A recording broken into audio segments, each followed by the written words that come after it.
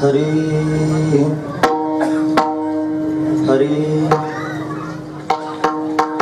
भजन करी महादेव, भजन करी महादेव, राम पूजे सदाशिव, दोन्ही देव एक पाही, तया ऐक्य दुजे नाही, शिवरामा नाही भेद, शिवारामा नाही भेद, ऐसे देवते सिद्ध, दोघे देव एक पाही, तया ऐक्य दुजे नाही, जनी म्हणे आत्मा एक, जनी म्हणे आत्मा एक, सर्वा घटी तो व्यापक, दोन्ही देव एक पाही, तया ऐक्य दुजे नाही, विठोबा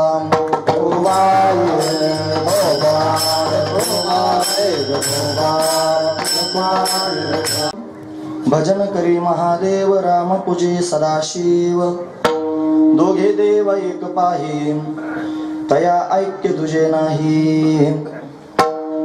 प्रस्तुत प्रसंगी कीर्तन रूपी सेवेकरिता निवडलेला अभंग बाल भागवत श्री संत नामदेव महाराज यांच्या एकनिष्ठ शिष्या श्री संत जनाबाई यांचा चार चरणांचा आणि हरिहरातील ऐक्य सांगत एक विलक्षण भजनाची साधना वर्णन करून सांगणाऱ्या अशा पद्धतीचा हा अभंग आहे. या अभंगामध्ये श्री संत जनाबाई आपल्याला काय प्रतिपादन करून सांगतात तत्पूर्वी आपण एकदा संतांना नमन करूया. श्री संतांची माथा चरणावर, श्री संतांची माथा चरणावर, श्री संतांची माथा चरणावर, श्री संतांची माथा चरणावर, तांडे करी दंडवत, तांडे करी दंडवत, तांडे करी दंडवत, विश्रांती पावलो भावा उत्तराची पावलो भाव, विश्रांती पावलो भावा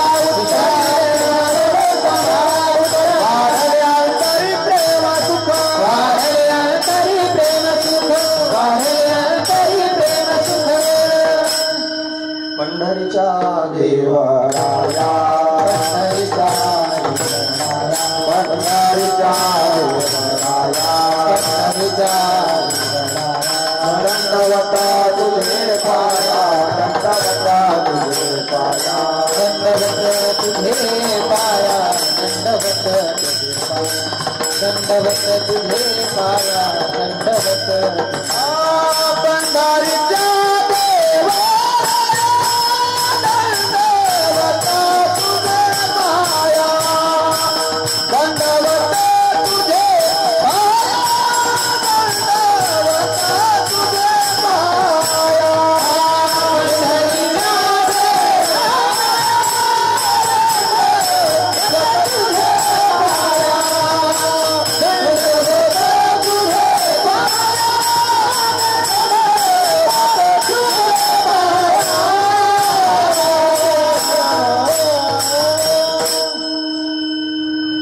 श्री संतांच्या माथा चरणावरी साष्टांग हे करी दंडवत, विश्रांती पावलो सांभाळा उत्तरी, वाढले अंतरी प्रेम सुख, भजन करी महादेव, भजन करी महादेव, राम पूजे सदाशिव, दोन्ही देव एकुपाही, तया ऐक्या दुजे नाही. प्रस्तुत प्रतिवर्षीप्रमाणे याही वर्षी होणारा आपला हा अखंड हरिनाम सप्ताह, या सप्ताहातील असणारी ही प्रथम क्रमांकाची भगवंताची कीर्तन रूपी सेवा, ही अकारण करुणा वरुणालय भक्तकाम कल्पद्रुम भगवान पांडुरंग परमात्म्याच्या अथांग करुणेनं, त्याच्या दयेनं आणि या सर्व संयोजक मंडळींच्या माध्यमातून, समस्त ग्रामस्थांच्या माध्यमातून, विशेष करून परमपूजनीय आदरणीय प्रातस्मरणीय श्री गुलेबाबांच्या माध्यमातून आमच्या वाटेला आलेला आहे. सेवेकरिता निवडलेला अभंग श्री संत जनाबाईंचा आहे आणि जनाबाई या अभंगाच्या माध्यमातून हरिहराचं ऐक्य वर्णन करून सांगतात. काय सांगतात महाराज? त्या सांगतायत संपूर्ण जगाला नामरूपात्मक स्थितीमध्ये प्रगट करणारा जो देव त्याला महादेव म्हणतो. तो सदाशिव आहे, तोच शंकर आहे, त्याला अनेक नावाने पाहिलं जातं. तो महादेव हे संपूर्ण विश्व निर्माण करतो कसा? त्या जर या विशेष तत्वाचं वर्णन करून पाहायचं ठरलं तर त्याच्या ते गुढ आहे, त्या गुढाचं नाव आहे भजन. तो भजन करतोय आणि ते भजन करतोय म्हणून सृष्टीचा विस्तार करू शकतो, म्हणून हे संपूर्ण विश्व निर्माण करू शकतो. त्याला भजन प्रमाण आहे. म्हणून महादेव भजन करतोय. कोणाचं भजन करतोय महादेव? तो रामाचं भजन करतोय. राम जो सगळ्या ठिकाणी रममान झालेला आहे त्याचं नाव आहे राम. जो सर्व ठिकाणी रमलेला आहे त्याचं नाव आहे राम. जो कणाकणात रमतो त्याचं नाव आहे राम. जो घटाघटामध्ये गच्च भरलेला आहे त्याचं नाव आहे राम. सर्व घटी राम असा असणारा जो राम, त्या रामाचं भजन महादेव करतोय. भजन करी महादेव रामाचं भजन. पण महादेव ज्या रामाचं भजन करतायत तो राम काय करतो? तो राम महादेवाचं पूजन करतोय. राम पूजी सदाशिव, सदाशिवाचं पूजन करतोय राम. महादेवाला शक्ती सृजन करण्याची मिळते कोणापासून? म्हणे रामापासून. आणि राम त्यांनी समर्थ का बरं आहे?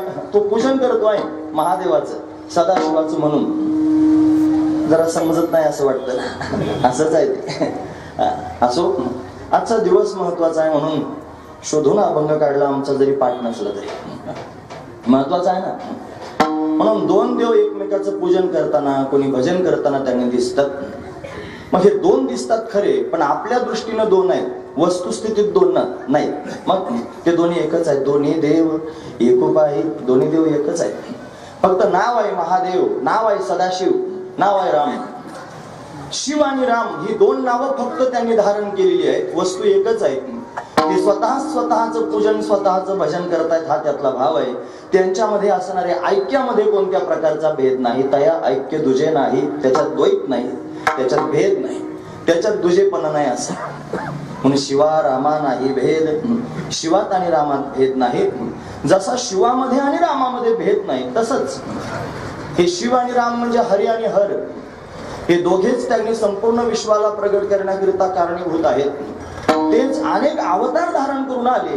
याच्यामध्ये असणारा जो महादेव आहे त्याला 11 अवतार धारण केले. शिवमहापुराण आपण पाहिलं की 11 रुद्र पाहायला मिळतात. विष्णूचे त्यांनी 10 अवतार प्रसिद्ध आहेत, दशावतार. श्रीमद भागवतामध्ये 24 अवतार. असे अनेक अवतार घेऊन त्यांनी विष्णू परमात्मा प्रगट झाला. असे अनेक अवतार धारण करून महादेव प्रगट झाला. आणि या दोन देवांपासून अनेक देव पाहायला मिळू लागले. पण अनेक देव जरी असले तरी सुद्धा जसा शिव आणि रामामध्ये भेद नाही, ऐसे देव तेही पाहे, असेच ते देव सुद्धा एकच आहे. फक्त नावं भिन्न भिन्न आहेत. तुम्ही जर विचारसागर पाहत असाल, सुरुवातीला त्याच्यात वर्णन आहे. स्वरूप समुद्रावरती शिव विष्णू हे सगळेचे सगळे देव हे तरंग आहेत. समुद्रावर असणारे हे तरंग आहेत. असं त्यांनी तो दोहा माझा पाठ नाही किंवा त्या ओळी माझ्या पाठ नाही, पण वस्तुस्थिती अशीच आहे. माझ्या स्वरूप समुद्रावरती महेश गणपती आदी करून सर्व देव देवता हे तरंग आहेत. म्हणजे एका सच्चिदानंद स्वरूपावरती एवढे देव प्रगट झालेले आहेत. म्हणून हे सगळे देव भिन्न भिन्न जरी दिसत असले तरी तेही एकच आहे, हे सांगण्याचं तात्पर्य. ऐसे देव तेही सिद्ध, म्हणून ते सगळे देव सुद्धा सिद्ध आहेत. जनाबाईंना कोणी प्रश्नच विचारला, महाराज तुम्ही हरिहराचं ऐक्य सांगता, सगळे देव सुद्धा सिद्धच आहेत म्हणतात, कसं काय हो हे सगळं शक्य होईल? मग त्यांनी वेदांतातली शुद्ध असणारी अतिशय दिव्य असणारी प्रक्रिया सांगितली. ते म्हणजे असं या सर्वांमध्ये व्याप्त असणारं त्यांनी एक चैतन्य, त्याला परमात्मा म्हणा, त्याला आत्मा म्हणा, त्याला साक्षी म्हणा, त्याला काय म्हणायचं असेल किंवा ते चैतन्य, तेच चैतन्य या सगळ्या देवदेवतांच्या मध्ये व्याप्त आहे नव्हे. त्या चैतन्यानंच या सगळ्या देवदेवतांच्या रूपानं प्रगट होऊन या जगतामध्ये त्यांनी विविध कार्य करायचे ठरवलेले आहेत. म्हणून त्या चैतन्याला नाव दिलं आत्मा. आणि तोच आत्मा या सगळ्या देवता रूपी घटांमध्ये व्यापक आहे. जनी म्हणे आत्मा एक सर्वा घटी तो व्यापक, तोच आत्मा आहे आणि सर्व घटघटांमध्ये तो व्यापक आहे. आणि हा सिद्धांत जनाबाईंनी अभंगाच्या शेवटच्या चरणामध्ये वर्णन करून सांगितला. आणि या सिद्धांताला धरूनच हा उपक्रम अशा पद्धतीने त्यांनी केला. भजन करे महादेव, रामपूजे सदाशिव, या दोनही गोष्टींना बारकाईनं पाहायला पाहिजे. सुरुवातीचा जो उपक्रम आहे आणि शेवटचा जो उपसंहार आहे, आणि या दोघांची एकवाक्यता केली पाहिजे. आणि शेवटच्या उपसंहारानच त्यांनी सुरुवात त्यांनी कळू शकते आणि मग त्यांनी अभंगात प्रवेश होऊ शकतो. हा त्यातला भाव आहे. असा अभंगाचा सरळ अर्थ पाहण्याचा आपण प्रयत्न केला.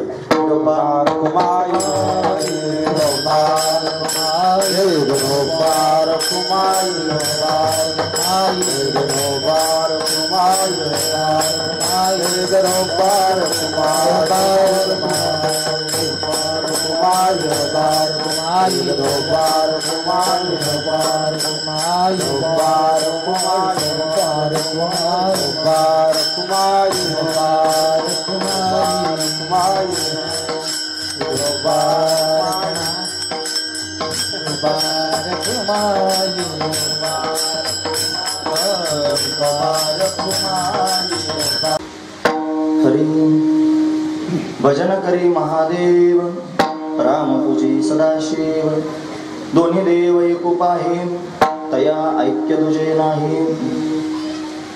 प्रस्तुत गेल्या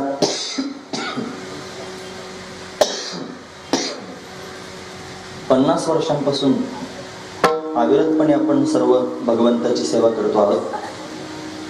हे 50वे वर्ष आहे. या 50व्या वर्षातील असणार हे कीर्तनरूपी प्रथम पुष्प आहे. भगवंताची सेवा करायची आहे. पहिला दिवस म्हटलं सप्ताहातला की त्याला मंगलाचा दिवस म्हणायचा. मंगल करा. पहिल्या दिवशीच्या कीर्तनकारानं मंगल करा. मंगल म्हणजे काय? कोणतंही कार्य निर्विघ्नपणे पार पाडण्याकरिता भगवंताची किंवा संतांची केलेली वंदना किंवा साधू संतांचा असणारा आशीर्वाद, याला मंगल म्हणतात. कार्य निर्विघ्नपणे पार पाडण्याकरिता त्याच्यात 2-3 प्रकारचे मंगल पाहिले जातात. पहिलं मंगल आहे वस्तू निर्देशरूप मंगल, दुसरं मंगल आहे नमस्कारात्मक मंगल, आणि तिसरं मंगल आहे आशीर्वादात्मक मंगल. 3 प्रकारचे मंगल आहे. वस्तू निर्देशरूप मंगल म्हणजे काय? की ज्यामध्ये परमात्म्याच्या सगुण किंवा निर्गुण रूपाचं केलेलं जे वर्णन आहे किंवा भगवंताची केलेली सगुण निर्गुण स्वरूपातली वंदना, याला वस्तू निर्देशरूप मंगल असं म्हणा. हे कळण्यासारखंच आहे. हे कळून घेतलं पाहिजे. कुठेतरी आम्ही असं ऐकलं की कोणी पाठ सांगत होते आणि वस्तू निर्देशरूप मंगल सांगत होते. हे सांगत असताना त्यांनी विद्यार्थ्यांना असं सांगितलं, ते म्हटले साधू संतांच्या समोर जावं आणि अध्ययन करायचं म्हणून अनेक प्रकारच्या वस्तू घेऊन जातात, भेटवस्तू. आणि त्या सगळ्या भेटवस्तू नेऊन त्या महात्म्यांच्या समोर त्या निर्देश म्हणजे त्यांच्या समोर असे ठेवाव्यात आणि मग त्यांची कृपा प्राप्त करून घ्यावी. याला वस्तू निर्देशरूप मंगल म्हणतात. असा त्याचा अर्थ नाही. चुकूनही असा अर्थ लावू नका. वस्तू म्हणजे त्यांनी ब्रह्मवस्तू, त्या परमात्मा स्वरूपाचं वर्णन करणं, त्याच्या निर्गुण स्वरूपाला त्यांनी सांगणं, याचं नाव आहे वस्तू निर्देशरूप मंगल. किंवा तोच परमात्मा सगुण साकार रूपानं प्रत्यक्ष प्रगट आहे म्हणून त्या परमात्म्याचं केलेलं वर्णन, याला वस्तू निर्देशरूप मंगल म्हणतात. साधू संतांनी अनेक ठिकाणी भगवंताच्या सगुण निर्गुण रूपाचं वर्णन करून सांगितलं. सत्य ज्ञान अनंत गगनाचे प्रावर्ण नाही रूपवर्ण गुण जेथे, हे परमात्म्याचं वर्णनच आहे. वस्तू निर्देशरूप मंगल आहे. आनंद अद्वय नित्य निरामय जे का निज ध्येय योगी यांचे, तो आनंद स्वरूप आहे, अद्वैत स्वरूप आहे, नित्य स्वरूप आहे, निरामय स्वरूप आहे. हे परमात्म्याचं केलेलं वर्णनच आहे. वस्तू निर्देशरूप मंगल आहे. त्याच परमात्म्याचं सगुण साकार रूपानं वर्णन केलं जातं. सुंदर ते ध्यान उभे वेटेवरी करकटेवरी ठेवून, हे भगवंताचं वर्णनच आहे. रूप पाहता लोचनी सुख झाले हो साजनी, तो हा विठ्ठल बरवा तो हा माधव बरवा, हे परमात्म्याचं केलेलं वर्णनच आहे. रूपाचाच अभंग आहे, मंगलाचा अभंग आहे. पण असं भगवंताचं वर्णन केलं जातं. नंबर 2 नमस्कारात्मक मंगल आहे. कनिष्ठांनी श्रेष्ठांच्या समोर आपलं कार्य निर्विघ्नपणे पार पडावं म्हणून केलेला जो नमस्कार, त्याला नमस्कारात्मक मंगल म्हणत जा. आणि आशीर्वादात्मक मंगल, श्रेष्ठांनी कनिष्ठांना तुमचं कार्य निर्विघ्नपणे पार पडो असा दिलेला जो आशीर्वाद, त्याला म्हणायचा आशीर्वादात्मक मंगल. या मंगलानंच खऱ्या अर्थानं कार्य सिद्धीला जात असतं, हे जास्त महत्वाचं आहे. म्हणून हा मंगलाचा दिवस आहे. संप्रदायाच्या नियमानुसार 3 वेळेला मंगल केलं जातं. पहिल्यांदा मंगल आहे, दुसऱ्यांदा मध्यंतरी केलं जाणारं मंगल आणि शेवटी सुद्धा मंगल केलं जातं. श्रीमद भागवतामध्ये 3 ठिकाणी मंगल पाहायला मिळतं. पहिलं मंगल केलं श्री व्यासदेवांनी पहिल्याच श्लोकामध्ये. हरे जन्माद्यस्य यतो मयादितरतच्चार्थेष्वभिज्ञस्वराट् तेने ब्रह्महृदाय आदिकवयो मुह्यन्ति यत्सूरया तेजो वारि मृदां यथा विनिमयो यत्र त्रिसर्गो मृषां धाम्ना स्वेन सदा निरस्तकुहकं सत्यं परं धीमहि. त्या सत्य परमतत्वाची वंदना श्री व्यासदेवांनी श्रीमद भागवताच्या सुरुवातीला केली. म्हणजे पहिलं मंगल आहे. त्याच्यानंतर दुसरं मंगल त्यांनी श्री शुकाचार्यांनी केलं. ते त्यांनी निर्गुण स्वरूपाचं परमात्म्याचं वंदन शुकाचार्यांनी केलेलं आहे. दुसऱ्या स्कंधामध्ये 4थ्या अध्यायामध्ये 12 श्लोकांमध्ये ते मंगल अशा पद्धतीने केलेलं आहे. त्याच्यानंतर शेवटी त्यांनी श्री सूतजी महाराजांनी भागवताच्या शेवटी मंगल केलेलं आहे. आणि ते सुद्धा अतिशय चिंतनीय असणार. श्रीमद भागवतम पुराण तिलकम यद वैष्णवानाम धनम असं त्याचं त्यांनी वर्णन आहे. म्हणजे 3 प्रकारचं मंगल शास्त्रात पाहिलं जातं. 3 वेळेला केलं जातं. पहिल्यांदा, मध्यंतरी आणि शेवटी. म्हणून त्यांनी आपण मंगल करतो. हे पहिलं मंगल आहे. आजचा पहिला दिवस आहे. पहिला दिवस म्हणजे मांडणीचा दिवस असतो. याच्यामध्ये पहिल्या दिवसाच्या कीर्तनकारानं मांडून ठेवा. म्हणजे त्यांना ताट वाढायचं काम करावं. उद्यापासून तुम्हाला पक्वान्न खायला मिळतील. आज फक्त ताट वाढायचं काम चालू आहे. महत्वाचा विचार काय वाढावं, कसं वाढावं, कोणते पदार्थ त्यांनी वाढावेत, कशा पद्धतीने वाढावेत हे जास्त महत्वाचं. काय कुठे वाढलं पाहिजे, भात कुठे वाढावा, मीठ कुठे वाढावं, भाजी कुठे वाढावी, पोळी कुठे ठेवावी, याला सुद्धा काही नियम आहेत महाराज. उगीच कसं तरी वाढून कसं काय चालेल, म्हणून ते सुद्धा सूत्रबद्ध वाढलं पाहिजे. म्हणून वाढण्याचा दिवस आहे, खायचा आहे आपल्याला 7 दिवस 8 दिवसांपर्यंत, मग आपल्याला प्रसाद मिळणार आहे. महत्वाची गोष्ट आहे. म्हणून पहिला दिवस आहे, चिंतन त्यांनी करायचं आहे. आणि त्या चिंतनाकरिता जनाबाईंचा अभंग निवडलेला आहे, जो सहजासहजी त्यांनी कीर्तनात पाहिला जात नाही, घेतला जात नाही. असा त्यांनी कधीतरी ऐकायला मिळणारा हा अभंग आहे. त्या अभंगामध्ये त्यांनी विशेष गोष्ट वर्णन करून सांगितली की आजच्या दिवसाला समर्पक आहे, म्हणून हा अभंग चिंतनाकरिता घेतला. जो आजचा जो दिवस आहे हा त्रिपुरारी पौर्णिमेचा दिवस आहे. आज पौर्णिमा आहे की नाही, आज ही त्रिपुरारी पौर्णिमा आहे. याला त्रिपुरारी पौर्णिमा का म्हणतात त्याचं कारण त्यांनी पाहिलं पाहिजे. ही त्रिपुरारी पौर्णिमा म्हणवण्याचं कारण भगवान शंकरानं आजच्याच दिवशी त्रिपुराचा नाश केला होता. त्रिपुरा सुरू होता की नाही, त्याचे 3 पुरं होते की नाही, काशाचं होतं, लोहाचं होतं, असं त्यांनी 3 पुरं होते. त्याला वरदान होतं की एका रेघेमध्ये, शिवपुराणात आलेली एक कथा आहे, ज्या दिवशी हे 3 पुरं एका रेघेत येतील त्यावेळेला भगवान शंकर त्यांनी बाणांनी हे 3ही पुरं उडवून देतील, मग ते पुरं भस्म होऊन जातील. हा त्यातला महत्वाचा विचार आहे. म्हणून भगवान शंकरानं आजच्या दिवशी आणि त्रिपुरासुराचा त्यांनी नाश केला, त्या त्रिपुरांचा नाश केला, म्हणून या पौर्णिमेलाच नाव आलं त्रिपुरारी पौर्णिमा. 3 पुरं आहेत आणि या 3 पुरांचा नाश करण्याकरिता भगवान शिवालाच प्रगट व्हावं लागतं. इथे शिव शब्दाचा अर्थ श्री गुरु घ्या. तुम्ही ऐकतात ना सर्वजण, महत्वाचा मुद्दा सांगतो. कारण फक्त शंकरानं 3 पुरं उडून दिले एवढंच आपण ऐकून त्याला कथा म्हणता येईल, पण आणखी त्यात विशेष भाव आहे. काय भाव आहे? शिव शब्दाचा अर्थ होतो गुरु. भगवान शंकर आपल्या सगळ्यांचे गुरु आहेत. मी सांगतो असं नाही, महाराज गुरु सांगतात, हे आदिनाथ गुरु सकळ आदिनाथ गुरु आदिनाथ गुरु सकळ आदिनाथ गुरु सकळ मच्छिंद्र तयाचा मुख्य शिष्य मच्छिंद्र तयाचा मुख्य शिष्य मच्छिंद्र तयाचा मुख्य शिष्य.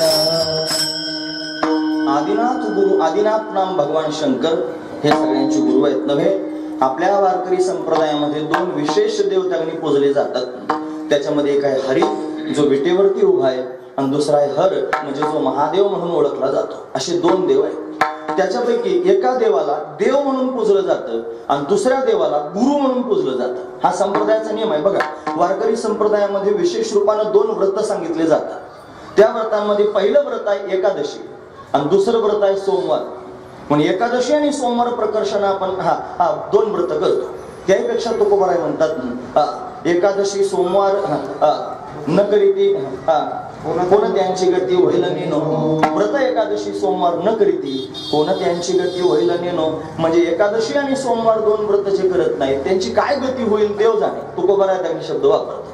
म्हणजे 2 व्रत केले जातात. एक जो त्या विटेवरती उभा असणारा हरी आहे त्याच्या प्रत्यर्थ, आणि दुसरं जो त्यांनी सगळ्यांचा गुरु आहे जो महादेव मनवला जातो त्या महादेवाच्या प्रत्यर्थ दोघांची व्रत केली जातात. मग महादेव हे गुरु आहेत आणि या गुरूंनी महादेव रूपी गुरुनी महादेव रूपी शंकराने महादेव रूपी शिवाने महादेव रूपी सदाशिवाने बाण मारला आजच्या दिवशी आणि त्या बाणाच्या प्रभावानं तीनही पुरं जळून भस्म झाले. 3 पुरं काय आहे ते 3 पुरं?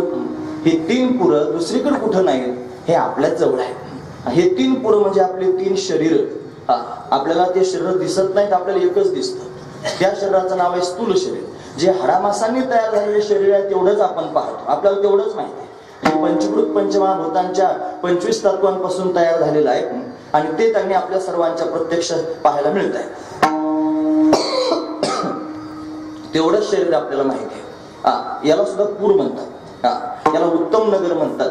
याच्या आतमध्ये अजून एक पूर आहे, त्या पुराचं नाव आहे सूक्ष्म शरीर. सूक्ष्म शरीर हे अपंचकृत पंचमहाभूतांच्या 17 तत्वांचं आहे. कुठे 16 म्हणतात, कुठे 17 म्हणतात, कुठे 19 सुद्धा म्हणतात. ज्याच्या त्याच्या सोयीने लावले. पंच ज्ञानेंद्रिय, पंच कर्मेंद्रिय, पंच प्राण, मन, बुद्धी, चित्त आणि अहंकार किती झाले? 19 झाले. कुठे त्यांनी फक्त मन बुद्धी लावतात ना, मग ती 17 होतात. आणि कुठं 16च म्हणतात, म्हणजे पंच ज्ञानेंद्रिय, पंच कर्मेंद्रिय, पंच प्राण आणि अंतःकरण झाले 16. म्हणजे त्यांनी असे तत्व त्याला मानले जातात.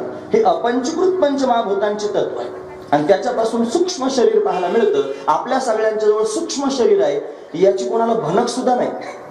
तुम्ही ऐकत नसेल, भनक सुद्धा नाही. लोक भनक सुद्धा लागू देत नाही. त्याचं कारण एवढंच आहे, लोकांना सोपा सोपा परमार्थ गोड वाटतो. अवघड कोणी न करी सांगता, अवघड कोणी न करी सांगता, सांगता सुलभ बहुता गुणवाटे, गुणवाटे सुलभ बहुता गुणवाटे. अवघड कोणी न करी सांगता, अवघड कोणी न करी सांगता सुलभ बहुता गुणवाटे, गुणवाटे सुलभ बहुता गुणवाटे. अवघड कोणी न करी सांगता, अवघड कोणी न करी सांगता, अवघड कोणी न करी सांगता, अवघड कोणी न करी सांगता, अवघड कोणी न करी सांगता, सांगता सुलभ बहुता गुणवाटे, गुणवाटे सुलभ बहुता गुणवाटे. अवघड कोणी न करी सांगता, सांगता सुलभ बहुता गुणवाटे, गुणवाटे सुलभ बहुता गुणवाटे.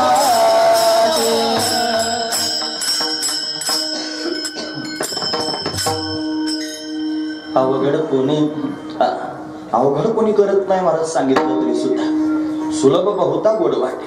बहुता म्हणजे अनेकांना सोपच गोड वाटत, ते कठीण त्यांनी पचत नाही, रुचत नाही, करावंसं सुद्धा वाटत नाही. आणि पुन्हा त्याला प्रमाण सुद्धा देतात. साधू संतांनी सोपं सांगितलं, सोपेवर मामा सांगितले संती टाळ दिंडी हाती घेऊन नाचा. सगळी प्रमाण आपल्यासारखी पाठ केलेली असतात. आपल्याला जशी त्यांनी सूट होतात अशी प्रमाण पाठही केले जातात आणि ते वेळची वेळेला अगदी दिले सुद्धा जातात. महत्वाचा विचार आहे. फक्त आपल्या सोयीचे असतात, हा महत्वाचा विचार आहे. आपल्या सोयीचं नसावं, ते आपल्याला बरं वाटेल असं नसावं, आपल्या हिताचं असावं, हे जास्त महत्वाचं आहे. म्हणून अवघड जरी असलं ते आपल्या हिताचं असेल तर आपल्याला स्वीकारावं लागेल. म्हणून पहिला देह सर्वांना माहितच आहे, आपल्या जे हिताचं आहे ते करावं, जास्त महत्वाचं आहे. पण आपल्या सर्वांना देह माहिती आहे, पण फक्त स्थूल देह माहिती आहे. असू द्या आता, फक्त स्थूल देह माहिती आहे. याच्यापेक्षा अजून एक देह आहे, त्याचं नाव आहे सूक्ष्म देह, जो त्याच्या आत त्यांनी पाहिला जातो, ज्याच्यामध्ये पंच ज्ञानेंद्रिय आहेत, पंच कर्मेंद्रिय आहेत, पंच प्राण आहेत, ज्याच्यामध्ये मन बुद्धी किंवा अंतःकरण त्यांनी पाहायला मिळतं. तो सूक्ष्म देह आहे. आणि या सूक्ष्म देहाच्या आत अजून एक देह आहे, त्याचं नाव आहे कारण देह. कारण देह, हा कारण देह म्हणजे अज्ञान, हे अज्ञानाचं प्रतीक आहे. म्हणजे तीनही देह आपल्या सर्वांच्या जवळ आहेत आणि जोपर्यंत आपण या तीनही देहांचा बाध करीत नाही तोपर्यंत आपण मोक्ष स्वरूपापर्यंत जाऊ शकत नाही, हे पक्क लक्षात ठेवा. म्हणून सहज आपल्याला जर एखाद्याने विचारलं का हो तुम्ही परमार्थ कशा करता करत आहात, आपण त्यांनी ऐकलेलं असतं, आपण पाठ केलेलं असताना आपण पटकन सांगतो महाराज आम्ही परमार्थ मोक्ष प्राप्ती करता करतो.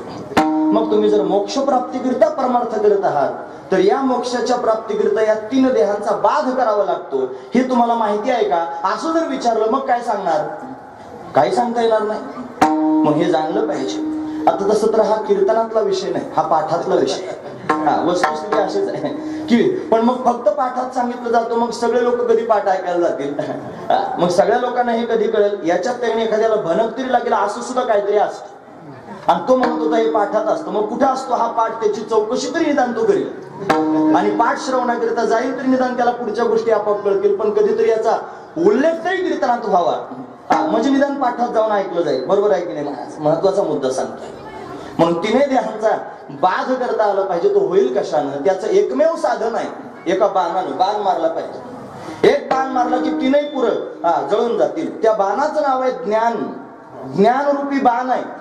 आणि हा बाण मारावा कुणी लागेल, त्यांचं नाव आहे महादेव. महादेव म्हणजे श्रीगुरु. श्रीगुरु रूपी महादेवानं एक बाण मारल्याबरोबर 3ही पुरं एकाच वेळेला जळून जातात. जळून गेले की मग आनंदाची सृष्टी होऊन जाते. सर्वांना त्यांनी निर्भय अवस्था प्राप्त होते. म्हणून त्यांनी आजची जी त्रिपुरारी पौर्णिमा आहे, या त्रिपुरारी पौर्णिमेला भगवान शंकरानं 3 पुरं जाळून टाकले. भगवान शंकराला त्रिपुरारी असं नाव त्यांनी प्राप्त झालं. म्हणून आरी शब्दाचा अर्थ तो शत्रू, जो 3 पुरांना मारणारा, संपवणारा, जाळणारा असणारा जो आहे तो त्यांनी भगवान शिव आहे, तोच श्रीगुरु आहे. म्हणून आपल्या जीवनामध्ये श्रीगुरु रूपी महादेव रूपी श्रीगुरु यावा. तो आल्यानंतर त्यानं ज्ञानरूपी बाण मारावा आणि त्याच्या ज्ञानरूपी बाणानं आपले हे 3ही स्थूल सूक्ष्म आणि कारण रूपी 3 पुरं जळून भस्म व्हावेत. आणि ते भस्म झाल्यानंतर आपल्या जीवनामध्ये आनंदाची सृष्टी व्हावी. हाच खरा परमार्थातला सारभूत असणारा भाग. हे सार आहे परमार्थातलं, लक्षात घेण्यासारखं आहे. ती आजची ही पौर्णिमा आहे, त्रिपुरारी पौर्णिमा. म्हणून त्यांनी भगवान शंकराचं कितीतरी प्रमाण आहेत महाराज. ही पौर्णिमा अनेक गोष्टी दाखवणारी आहे. म्हणतात आजच्याच दिवशी फक्त कार्तिक स्वामीचं दर्शन घेतलं जातं, घेतलं जात नाही. बायका दर्शन घेत नाहीत. कार्तिक स्वामीचा पडदा असतो. सगळ्या ठिकाणी त्यांच्या मूर्ती सुद्धा नसतात. पण आजचा जो दिवस आहे त्या दिवशी त्यांनी कार्तिक स्वामीचं दर्शन घेतलं जातं. रुसून गेलेले आहेत मुरगण्ण स्वामी त्यांना म्हणतात. बरं, रुसलेले कार्तिक स्वामी. मला वाटतं त्यांनाच आयप्पा म्हणतात का, आता ते चालू आहे मंदिराचं. कोणतं मंदिर ते, शबरीमला मंदिर. तिथं चालू आहे आता सध्या वाद. कशाकरिता लोक वाद घालत असतील मला समजत नाही खरं पाहिलं तर. म्हणजे बायकांनी आतमध्ये गेलं पाहिजे आणि दर्शन घेतलं पाहिजे देवाचं. अरे देवाचं दर्शन घेऊन जे फल प्राप्त करून घ्यायचे, ज्या फलाकरिता दर्शनाचा अट्टहास आहे, त्या फलाच्या प्राप्तीकरिता काही विधी सुद्धा आहेत, काही नियम सुद्धा आहेत. त्या नियमात जर तुम्ही गेले तरच तुम्हाला ते फल प्राप्त होऊ शकतं. मग तुम्ही उठसुट्टांनी गेले मंदिरात घुसले, देवाच्या चरणावर डोकं ठेवलं, बाहेर आले, म्हणले बस आमचं दर्शन झालं. दर्शन तुला झालं नाही, पाप लागलं गड्या. त्या देवाची सुचिरभूतता आहे, त्याला आतमध्ये त्यांनी का सुचिरभूत ठेव, त्याच्यात ऊर्जा नको का? ती देवाची ऊर्जा का टिकवली जाते? तुम्हाला देण्याकरिता टिकवली जाते. उठसूट आपण कुठूनही येतो. आता हे सगळे लोक सांगत होते बुवाच्या पायाला हात लावू नका, त्याला शिवू नका, अमुक करू नका. का बरं? अनुष्ठान चालू आहे. त्या अनुष्ठानामध्ये ऊर्जित अवस्था असावी, आपली साधना सुरू आहे आणि तिच्यामध्ये त्यांनी पावित्र्य असावं, हा त्यातला भाग आहे. मग ते जर त्यांनी उठसूट कसंही वागून अनुष्ठान केलं तर फल प्राप्त होणार नाही. त्याचा विधी आहे, तो विधीच महत्वाचा. म्हणून देवता सुद्धा त्यांचं पावित्र्य अतिशय महत्वाचं आहे. म्हणून दुरून त्यांनी देवतेचं दर्शन घेतलं पाहिजे, महत्वाची गोष्ट आहे. मग असं कसंही जाऊन जर तुम्ही दर्शन घ्याल तर तुम्हाला दर्शन होईल, पण फल प्राप्त करून घेण्याचं स्वप्न सुद्धा पाहू नका. स्वप्न सुद्धा पाहू नका. तुम्ही शनीच्या चौथऱ्यावर जा, नाहीतर महालक्ष्मीच्या मंदिरात जा, नाहीतर आणखी कुठेही जा, तुम्हाला फल प्राप्त होणार नाही. त्याचा विधी आहे. तो विधी तुम्ही उल्लंघन करत आहात, त्याचं फल प्राप्त होऊ शकत नाही. म्हणून हे फक्त धर्म मोडण्याकरिता चालू आहे. हे फक्त षडयंत्र आहे. माझं म्हणणं पक्क आहे. हे षडयंत्र आहे, तुम्हाला कळत नाही. तुमच्या डोक्यात शिरून त्यांनी हे उलट पालट तुम्हाला शिकवलं जातंय आणि शिकून तुमचा बुद्धिभेद केला जातोय. आणि आपण सुद्धा त्यांनी महाराज त्यांचा ऐकतो. माझ्याकडे दुसरा सुचलेला शब्द होता पण मी आवरून घेतला. आपण सुद्धा त्यांचं ऐकतो आणि ऐकून फक्त त्याच मार्गाने चाललो आहोत. आपण खाली माना घातलेला आहे तर चालतो जाऊ, चालतो जाऊ, चालतो जाऊ. असं चालायचं नाही, डोळसपणानं चालायचं आणि जाणीवपूर्वक विचार करायचा आहे. पहा, दुसऱ्या कोणाच्याही धर्माला नाव ठेवण्याचा किंवा त्याच्यावर टीका करण्याचा तुम्हाला कोणालाच अधिकार नाही, अजिबात नाही. पण स्वतःचा धर्म लोकांच्या समोर प्रतिपादन करण्याचा मात्र प्रत्येकाला अधिकार आहे. तो सर्वांनी प्रतिपादन केलं पाहिजे, सांभाळला पाहिजे, सांगितलं पाहिजे. गरजेची गोष्ट आहे माझं. इथं कंबर बांधून उगीच तुमचं मनोरंजन त्यांनी करणं हे कीर्तनाचं साध्य नाही. इथं कंबर बांधून उभं राहून त्यांनी धर्माचं प्रतिपादन करणं हे कीर्तनाचं साध्य. हे त्यांनी धर्म प्रतिपादन करण्याचं व्यासपीठ आणि हे सर्वांनी पक्क लक्षात ठेवलं पाहिजे. महत्वाची गोष्ट आहे. मग काही विधिविधान आहेत त्या देवतांना प्राप्त करून घेण्याचे. म्हणून त्यांनी तो अय्यप्पा स्वामी म्हणजे मुरुगन स्वामी, त्याला अजून काय म्हणायचं कार्तिक स्वामी, त्या कार्तिक स्वामीचं दर्शन आजच्या दिवशी त्यांनी सर्वांना महिला वर्गांना त्यांनी होऊ शकतं. तो आजचा दिवस आहे. म्हणतात रुसून गेले होते. गणपतीचं कार्तिक स्वामीचं लग्न करायचं ठरलं होतं. माझा ते सगळ्यांना कथा माहिती आहेत सगळ्या. मग हे लग्न त्यांनी करायचं, मग पृथ्वी प्रदक्षिणा करायला गेले. ते मोरावर बसून गेले. गणपती बाप्पाने माते पित्याची परिक्रमा केली. सर्वांना तो प्रसंग ज्ञात आहे. गणपती बाप्पाचा विवाह सुद्धा झाला रिद्धी आणि बुद्धी बरोबर. आणि मग त्यांनी मला ते परत आले. मग रुसले. रुसून त्यांनी दक्षिण प्रांतात निघून गेले. आणि निघून गेल्यानंतर त्यांनी महाराज दोघे माता पिता व्याकुळ झाले. भेटण्याकरिता जायचे, आता मुलाची सांत्वना करण्याकरिता. म्हणून त्यांनी महाराज भगवान शंकर अमावस्येला जातात आणि भगवती पार्वती त्यांनी पौर्णिमेला जाते, असं त्यांनी त्या शिव महापुराणामध्ये प्रत्यक्ष पुरावा पाहायला मिळतो. म्हणून त्यांनी कार्तिक पौर्णिमा आहे, कार्तिक जे त्यांनी असणारे कुमार आहेत आणि त्यांच्या नावानं त्यांनी कार्तिक पौर्णिमा सुद्धा आपण त्याला म्हणतो. अतिशय मदिव्य असणारा महिना कार्तिक महिना आहे. म्हणून तो आजचा दिवस आहे. अजून त्यांनी आजच्या दिवसाला बरंच महत्व आहे. काय महत्व आहे आजच्या दिवसाला? आजच्या दिवशी म्हणतात ज्या वेळेला भगवान बळीच्या दरबारामध्ये जाण्याकरिता निघाले, बळीच्या दारात जाण्याकरिता निघाले आणि ते जात असताना त्यांनी आषाढ पौर्णिमेला जाण्याकरिता निघाले. मग आता भगवान जर त्यांनी आषाढ पौर्णिमेला पाताळात जाण्याकरिता निघाले, मग सर्वांचा पालनहार असणारा परमात्मा या भूमंडलाला सोडून जर पाताळ लोकात जात असेल, मग सर्वांचं भरण पोषण करायचं कोणी? मग त्यांनी भगवान शंकराची विनवणी केली की तुम्ही माझ्या जागेवरती या सर्वांचं पोषण करा कार्तिक महिन्यापर्यंत, मी 4 महिन्यात परत येतो. म्हणून आषाढ एकादशीला देवशयनी एकादशी म्हणतात आणि या कार्तिक एकादशीला देव उत्थापनी एकादशी असं म्हणतात. बरोबर आहे ना? म्हणजे देव जागा होतो असं त्यांनी म्हणतात. तो पाताळ लोकात त्यांनी गेलेला असतो. मग आजचा जो दिवस आहे, ही जी पौर्णिमा आहे, या पौर्णिमेला भगवान परत येतात आणि आल्यानंतर त्यांनी महाराज भगवान शंकर भगवान विष्णूच्या हातामध्ये सगळेचे सगळे त्यांनी कारभार सोपवून देतात आणि आपल्या स्थानाला जाण्याकरिता निघतात. इथे दोघांचं ऐक्य त्यांनी होतं, हे हरिहर ऐक्य. हे 2 देव त्यांनी अशा पद्धतीने एकमेकाला भेटतात आणि मग त्यांनी आपापल्या स्थानावरती जातात. म्हणून आजच्या दिवशी रात्री आणि हरिहराची पूजा केली जाते, त्यांचं ऐक्य केलं जातं. महादेवाच्या पिंडीवर आजच्या रात्री 12 वाजता तुळशीपत्र वाहिले जातात आणि शालिग्रामावर किंवा भगवान विष्णूला बेलपत्र वाहिले जातात. तो आजचा दिवस आहे. म्हणून आजच्या दिवशी होता. अजून एक त्या मुद्द्यावरती घडलेली घटना आहे. काय घटना आहे? अशी एक कथा आहे. कथा अशी की भगवान विष्णू परमात्म्यानं देवतांना त्यांनी अमृत प्राप्त करून देण्याकरिता समुद्र मंथनाच्या कालामध्ये मोहिनी रूप धारण केलं आणि त्या मोहिनी रूपानं त्यांनी सगळ्या दैत्यांना मोहून घेतलं आणि मोहून घेतल्यानंतर त्यांनी महाराज अमृत देवतांना देऊन टाकला. हा प्रसंग भगवान शंकराला कळाला. आता वास्तविक पाहता भगवान शंकरापर्यंत अमृत जाऊ दिलं नाही, तर मग आधीच कळालं असतं. त्यांच्यापर्यंत गेलं होतं पण अमृत नाही, विष गेलं होतं. ते सगळ्यात आधी प्रगट झालं आणि भगवान शंकराने ते पिऊन सुद्धा घेतलं. म्हणून भगवान शंकरच विष पिऊ शकतात. आपल्या अंतकरणामध्ये विकारांचं विष आहे, काम क्रोध लोभ हे जे विकार आहेत की नाही, हे विकारांचं विष जर कोण पिऊ शकतं तर भगवान शंकरच पिऊ शकतात, दुसरे कोणी पिऊ शकत नाहीत. वाचवदता शिवनाम तया न बाधी क्रोध काम, हे क्रोध काम रूपी विषारी आहेत घटक, ते त्यांनी भगवान शंकराच्या समोर काम करत नाहीत. भगवान शंकराने विष पिऊन घेतलं होतं पण अमृत देवतांना देण्याकरिता भगवान मोहिनी रूप धारण करून आले आणि असं त्यांनी ज्या वेळेला सांगितलं त्यावेळेला भगवान शंकराला वाटलं की आपण मोहिनी रूप पाहावं कसं असेल. मग भगवंताची विनंती केली, देवा ते मोहिनी रूप तुम्ही धारण केलं होतं म्हणतात तेवढं दाखवा ना मला. आता दाखवा म्हटल्यानंतर ते म्हणले, हे बघा महादेवा तुम्ही आग्रह करू नका, उगीच कशाला तुम्ही पाहता ते रूप ते दैत्यांकरता प्रगट केलेलं होतं, नाही तुम्हाला दाखवायचं मला, मी दाखवणार नाही. अहो असं काय करतो म्हणे, मला दाखवा. सगळ्या लोकांना दाखवलं, सगळ्यांच्या समोर प्रगट केलं, मीच काय केलं म्हणे दाखवा ना मला. अहो नको तुम्ही पाहू नका असं म्हणता म्हणता म्हणता हट्टच केला ना, आग्रह झाला. आणि या आग्रहाच्याच काळामध्ये एक चेंडू दिसला, चेंडू भगवान शंकराला. कुठून चेंडू आला म्हणून सहज पाहू लागले तर पाहता पाहता तो चेंडूच होता. त्या चेंडूला खेळणारी एक सुंदर असणारी स्त्री दिसली जी चेंडू खेळत होती. तिला पाहून त्यांनी भगवान शंकर मोहित झाले आणि मोहित होऊन तिच्या मागे मागे त्यांनी पळू लागले.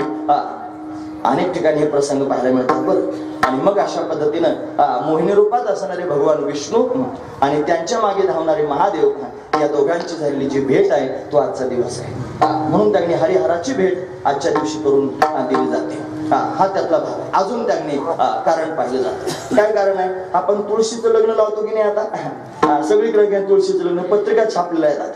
आता अजून एक व्हॉट्सअपवर काहीतरी बातमी फिरत होती, म्हणजे ज्यांना मुलगी नसेल त्यांनी कन्यादान करा, म्हणजे सगळ्यांना पुण्य प्राप्त होईल. चांगली गोष्ट आहे महाराज. घरोघर जर तुळशीचे विवाह होत असतील तर फार चांगली गोष्ट आहे महाराज. केले पाहिजे. हे बघा, याला बुरसटपणा समजू नका, याला बावळटपणा समजू नका, याला मूर्खपणा समजू नका. याच्या मागे काहीतरी विशेष असणारे तत्व आहे. ते साधू संतांनी ऋषी मुनींनी जपून ठेवलेले आहेत. म्हणून आपली संस्कृती आपण जपली पाहिजे. इतर धर्मातले बांधव बघा, बालपणापासूनच त्यांच्या मुलांना ते संस्कार देत आहेत आणि संस्कार देऊन त्यांचा धर्म त्यांनी शिकवत आहेत. म्हणून ते जसा त्यांचा धर्म शिकवतायत तसा आपण सुद्धा आपला धर्म आपल्या लेकरांना शिकवलं पाहिजे. आज लोक राम राम कोणाला म्हणत नाहीत महाराज, खरं सांगतो बरं. सकाळी सकाळी जर माणसं जुनी एकमेकाला भेटली की सगळ्यात आधी म्हणायचे राम राम. आता कोणी म्हणत नाही. सकाळ झाली की लोक म्हणतात गुड मॉर्निंग. ते लिहून पाठवायचं म्हटलं तरी गुड मॉर्निंग लिहितात. दुपार झाल्यानंतर गुड आफ्टरनून लिहितात. संध्याकाळच्या वेळेला गुड इव्हिनिंग लिहितात, गुड नाईट लिहितात आणि एवढ्यावरच खुश होतात. आणि याच्यात जर एखाद्या घाईत समोरचा गुड मॉर्निंग म्हणला, हा जर राम राम म्हणला, तर त्याच्यासारखा मूर्ख या पृथ्वी मंडलावर दुसरा कोणीच नसतो. की कुठं सगळं जग चाललंय आणि हा कुशाल राम राम म्हणतो. काही लाज वाटते का? अरे राम म्हणायला, राम तोंडातून बाहेर यायला लाज वाटावी. आणि अशी त्यांनी आपली अवस्था असावी. एवढे आपण खाली आहोत, एवढे आपण विचारानं डाऊन झालेले आहोत. म्हणून आपण आपल्या घरापासून सुरुवात केली पाहिजे. आपल्या घरातून आपण संस्कृती टिकवली पाहिजे. आपल्या घरातल्या छोट्या छोट्या लेकरांना आपण राम राम म्हणायची सवय लावली पाहिजे. आपल्या लेकरांना आपण देवघरात जाऊन त्यांनी डोकं टेकवायची सवय लावली पाहिजे. आपल्या लेकरांना आपण कपाळाला गंध लावायची सवय लावली पाहिजे. आपल्या लेकरांच्या आपण मस्तकावर शिखा ठेवायची सवय ठेवली पाहिजे. त्यांना जाणीवपूर्वक त्यांनी शिखा ठेवायला लावल्या पाहिजे. त्यांचे यज्ञोपवीत संस्कार केले पाहिजेत. या सगळ्या गोष्टी आपण जर त्यांनी केल्या तर भविष्यात आपला धर्म त्यांनी टिकून राहील. नाहीतर मग फार कठीण परिस्थिती आहे माझा, फार कठीण परिस्थिती. आपल्याला कोणता धर्म स्वीकारायचा हेच आपल्याला समजत नाही. आपण पाश्चात्य संस्कृतीप्रमाणे वागतो आहोत, गोष्ट खरी आहे. आपले कपडे पाश्चात्य संस्कृतीचे, आपली भाषा पाश्चात्य संस्कृतीची, आपलं वर्तन पाश्चात्य संस्कृतीचं. आपल्या संस्कृतीतलं आपल्या जीवनात काय आहे? या मंडपात येतानाच मी पांढरे कपडे घालून येतो. एरवी मी कायम चट्ट्या पट्ट्याचा असतो. वस्तुस्थिती मी तुम्हाला सांगतोय, जगातली वस्तुस्थिती हीच आहे. म्हणून फक्त आणि या मंडपातच का घालतो मी पांढरे कपडे? त्याचं कारण मला सगळ्या लोकांना दाखवायचं असतं की मी पांढरे कपडे घालतो. तुमच्या लक्षात येतं का मी काय म्हणतो? जरा महत्वाचा विचार सांगतोय. म्हणून त्यांनी महाराज हे फक्त लोकांना दाखवण्याकरिताच आपण करतो आहोत. आपण धर्म पाळण्याकरिता हे आपण करीत नाहीत. आपल्याला फक्त लोकांना दाखवायचं. म्हणून दाखवण्यापेक्षा जीवनात धर्म पाळा, धर्म सांभाळा. धर्म जर आपण सांभाळा तर धर्म आपल्याला सांभाळेल. म्हणून धर्मच त्यांनी धर्म सांभाळण्याला सांभाळीत असतो, हे पक्क लक्षात ठेवा. म्हणून त्यांनी या सगळ्या गोष्टी धर्मातल्या आपण सांभाळल्या पाहिजेत, पाहिलं पाहिजे. नका हो कोणाची बाकीच्या सगळ्या लोकांच्या उचापती करायची काय आवश्यकता आहे? बाकीच्या सगळ्या लोकांची खलबत्ते कुटण्याची काही गरज नाही. आपलं त्याच्यापासून काही पडलंच नाही. पण निदान आपला धर्म तरी आपण चांगला सांभाळू शकतो की नाही, तो सांभाळणं गरजेचं आहे की नाही. आणि ही काळाची गरज नाही का? ही गरज आहे आज काळाची. जर आज आपण हे केलं नाही तर भविष्य त्यांनी महाराज काय होईल सांगता येत नाही. पाश्चात्य संस्कृतीमध्ये त्यांनी आई वडील मानले जातच नाहीत महाराज. मुलं झाले की ते देऊन टाकतात सरकारच्या ताब्यात. आणि सरकारच्या ताब्यात गेल्यानंतर सरकारच त्यांचं शिक्षण करतं. तिथं त्यांनी मुलांच्या जन्माला सुद्धा अटी नियम आहेत. एवढीच मुलं झाली पाहिजेत, असंच झालं पाहिजे, ते सरकारने वाढवले पाहिजेत. आणि मग त्यांनी हे म्हातारे झाल्यानंतर यांना त्यांनी वृद्धाश्रम कायमस्वरूपीचाच असतो. मग याच्यात काय प्रेम आहे, काय संस्कृती आहे, काय आदर, काय आपुलकी आहे, काय सहिष्णुता आहे, मला तुम्ही सांगा. मग त्या संस्कृतीचा विचार करून त्यांनी आपलं जीवन खर्च करू नका. ऋषी मुनींनी सांगितलेली, साधू संतांनी सांगितलेली जी संस्कृती आहे तिचा स्वीकार करून आपलं जीवन त्यांनी त्या मार्गावर आपण चालवण्याचा प्रयत्न करा. मी विनाकारण तुमच्या समोर टाइमपास म्हणून तर अजिबात बोलत नाही. महत्वाचा मुद्दा मी तुमच्या समोर सांगतोय, लक्षात घेण्यासारखाच मुद्दा आहे. म्हणून आपण त्यांनी महाराज हे सगळं जपण्याची गरज आहे. म्हणून तुळशीचा विवाह आपल्या सर्वांच्या घरी झाला पाहिजे. आपण सर्वांनी तुळशी विवाह त्यांनी आपल्या घरी केला पाहिजे. हे फार गरजेचंच आहे. पण तुळशी विवाह केला जातो त्याचं कारण सुद्धा असंच आहे. जलंधर नावाचा एक दैत्य होता. त्या दैत्याची पत्नी, तिचं नाव वृंदा, ती फार मोठी पतिव्रता होती. जलंधर त्यांनी महाराज त्या जालिंधर म्हणतात, जलंधर म्हणतात, काय नाव असेल त्याचं, तो त्यांनी उन्मत्त झाला होता आणि कोणालाच त्यांनी अशा पद्धतीनं युद्धामध्ये आटोपत नव्हता. अशी त्याची अवस्था होती. अजय झाला होता. का अजय झाला होता? त्याची पत्नी पतिव्रता होती म्हणून. पत्नी पतिव्रता असणं हे सुद्धा फार महत्वाचं लक्षण आहे, फार महत्वाची गोष्ट आहे महाराज. परमार्थ करत असताना आपली फक्त लग्न ही एक संकल्पना आहे ना, आता सध्या आपण पाहतो ती ही संकल्पनाच मुळात लोकांना कळत नाही. लोक फक्त लग्न करायचं म्हणतात. सगळा जन्म लग्न होऊन त्यांनी निघून गेलेला असतो, पण लग्न कशा करतात हेच माहित नसतं. तुम्ही ऐकतात ना सर्वजण माझं म्हणणं. हा महत्वाचा विचार मी तुमच्या समोर सांगतोय. लग्न म्हणजे लग्न नाही, विवाह. विवाह त्याला म्हणतात. विवाह म्हणजे काय? विवाह हा त्यांनी अशा पद्धतीने भोगाकरिता नसून योगाकरिता. योग म्हणजे जोडणे. युज नावाच्या धातूपासून योग शब्द तयार झाला की नाही, जोडणे. कशाला जोडायचे? जीवानं परमात्म्याशी नातं जोडण्याकरिता विवाह करायचा. म्हणजे लग्न केल्याने कुठे परमात्मा जोडला जातो का? मग कसं काय तुम्ही असं म्हणता? त्याचं कारण सांगतो. आपल्या अंतःकरणामध्ये काम आहे, आपल्या अंतःकरणामध्ये वासना आहेत, आपल्या अंतःकरणामध्ये विकार आहेत. जर आपण ब्रह्मचारी राहण्याचा निर्णय केला तर आपल्या अंतःकरणातल्या वासना आपल्याला आटोपत नाहीत आणि मग परमात्म्याचं चिंतन घडत नाही, वासनेनं कामाचं चिंतन घडतं. मग ते होऊ नये म्हणून वेदानं सांगितल्याप्रमाणे तुकोबाराय म्हणतात, विधी ते सेवन आणि विषय त्यागाते समान. विधी म्हणजे वेद. वेदानं सांगितल्याप्रमाणे आपण जर गृहस्थाश्रमाचा स्वीकार केला आणि आपल्या अंतःकरणातल्या वासना, कामना, काम या सगळ्या गोष्टींना त्या पत्नीच्या साह्याने आपण जर त्यांनी स्थिर ठेवलं तर मग मात्र त्याने आपण परमात्म्यापर्यंत सहज जाऊ शकतो. हे विवाहातलं मूळ असणारं लक्षण आहे, परमात्म्यापर्यंत जाण्याकरिता आहे. आज लोकांचा दृष्टिकोन विवाहाचा फक्त भोगापुरताच राहिला, त्याच्या पुढे योगापर्यंत कोणी जातच नाही. एखाद्याला जर सांगितलं विवाह योगा करण्याकरिता असतो, योग करण्याकरिता असतो, मग ते रामदेव बाबाचे योग डोळ्यासमोर आणतील. म्हणजे लग्न केलं का नवरा बायकोनी योगासनं करायचे असतात, असा त्याचा अर्थ लावायचा नाही.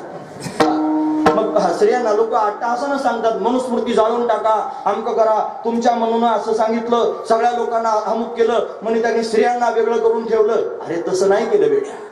त्या स्त्रियांना लोक आता स्त्रिया आरक्षण मागतात की नाही, 100% आहे आपल्या धर्मात. त्यांना किती? 100%. तुकडे तुकडे करून कशाला मागतात? सगळं तुम्हालाच आहे. तुमचीच पूजा केली जाते, नारीची त्यांनी पूजा केली जाते. निंदा नाही नारी की निंदा मत कर यारा, नारी रतन की खान, जिस नारी से पैदा हुए शुक भीष्म हनुमान. अशी नारीची त्यांनी किंमत आहे. ती मातृशक्ती आहे, जगत जननी आहे, तिला एवढा आदर आज दिला जातो. हे महत्वाचं चिंतन आहे. मग तिला त्यांनी सायास होऊ नये, तिनं कर्मामध्ये त्यांनी आटोपून बाकीच्या सगळ्या गोष्टी करू नयेत म्हणून तिला सवलत आहे. काय सवलत आहे? तिनं विवाहबद्ध व्हायचं. पण विवाहबद्ध झाल्यानंतर जो तिचा पती आहे, या पतीनं वैदिक कर्म करायचे आणि त्या वैदिक कर्मामधून त्यांनी तिला त्याच्यातला अर्धा वाटा सहजच प्राप्त व्हावा. हा महत्वाचा विचार आहे. मग कुठे जर पत्नी बरोबर नसेल, पूजेला बसायचं ठरलं तर तो मनुष्य न चुकता असा हात लावतो. तू असा हात लावले लोक पाहतात की नाही, हातात एका काहीतरी असते आरती ओळायची, तो असा हात लावतो. मग हे हात कशाचा आहे? हा हात त्या पत्नीचा आहे. म्हणजे हे कनेक्शन आहे की आता मी पुण्य करतोय, या पुण्य, हे जे पुण्य आहे याच्यातला अर्धा वाटा तुला सहज प्राप्त व्हावा, हे कनेक्शन आहे. हे त्या माध्यमातून तिच्यापर्यंत पोहोचवण्याचं साधन आहे. हा महत्वाचा विचार. तिला अर्ध पुण्य दिलं जातं. दुसरा महत्वाचा विचार, 7 फेरे घेतले जातात की नाही अग्नीच्या समोर. तिला वचन दिलं जातं, तुझ्या हातून त्यांनी घडणारे जेवढे पाप आहेत की नाही त्यातला अर्ध मी भोगेन.